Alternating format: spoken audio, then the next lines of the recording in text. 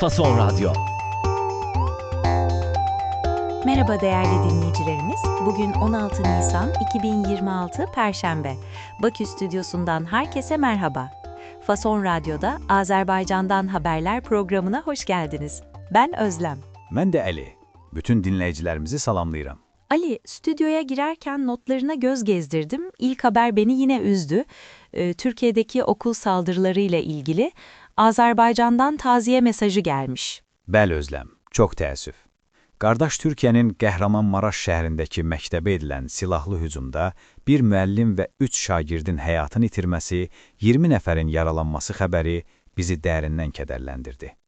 Azərbaycan Xarici İşlər Nazirliyi, qardaş Türkiyədə baş verən bu hadisələr bizi dərindən kədərləndirdi. Həyatını itirənlərin ailələrinə başsağlığı verir, Türkiyə xalqı və hökuməti ilə tam həmrəy olduğumuzu bildiririk deyə bir açıqlama yayıb. Bu xəbərin mənbəyi Meydan TV'dir. Taziye mesajı için çok teşekkür ederiz. Bu zor günlerimizde yanımızda olmanız çok değerli. Teşekkür ederiz. Dünkü yayınımızda Rusya Başbakan Yardımcısının ziyaretinden bahsetmiştik. Rusya ile ilgili bir gelişme daha var notlarında. Düşürülen Azal uçağı ile ilgili bir anlaşmaya varılmış sanırım. Bəli, dünən bu mövzuda danışırdıq. Rusiya ilə Azərbaycan düşürülən Azal təyyarəsi ilə bağlı razılığa gəliblər.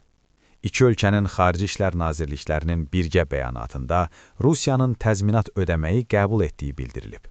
Məlumatı Azadlıq Radyosu yayıb. Tazminat ödemeyi kabul etmeleri önemli bir adım. Bölgedeki diğer gelişmelere bakıyorum da Avrupa Birliği Ermenistan'a yeni bir sivil misyon gönderme kararı almış. Bu ne anlama geliyor tam olarak, sivil misyon?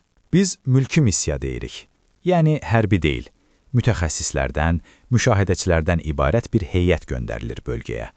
Vəziyyəti izləmək və hesabat vermək məqsədi daşıyır. Anladım.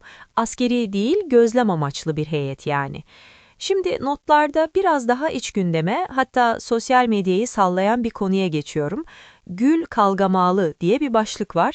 Bu kavgamal kelimesi bana biraz kavga gibi geldi ama tam çıkaramadım. Yaxın təxmin etdiniz. Qalqamal səs-küyə səbəb olan hadisə, yəni skandal deməkdir. Bakı bulvarında güllərin əkildiyi sahəyə girib şəkil çəkdirən bir neçə vətəndaşı polis saxlayıb.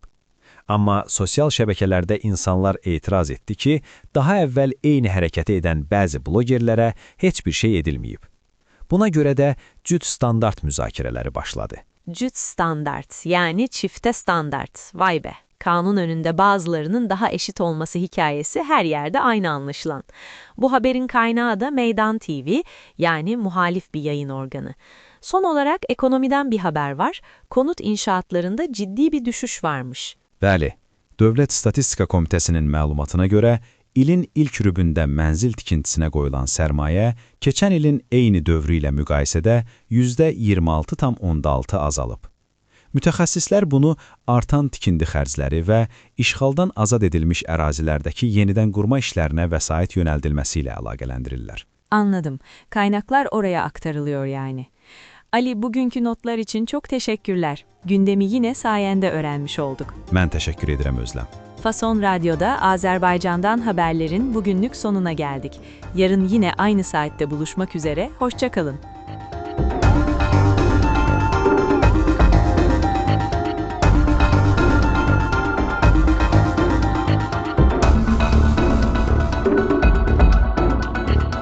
Fason Radyo.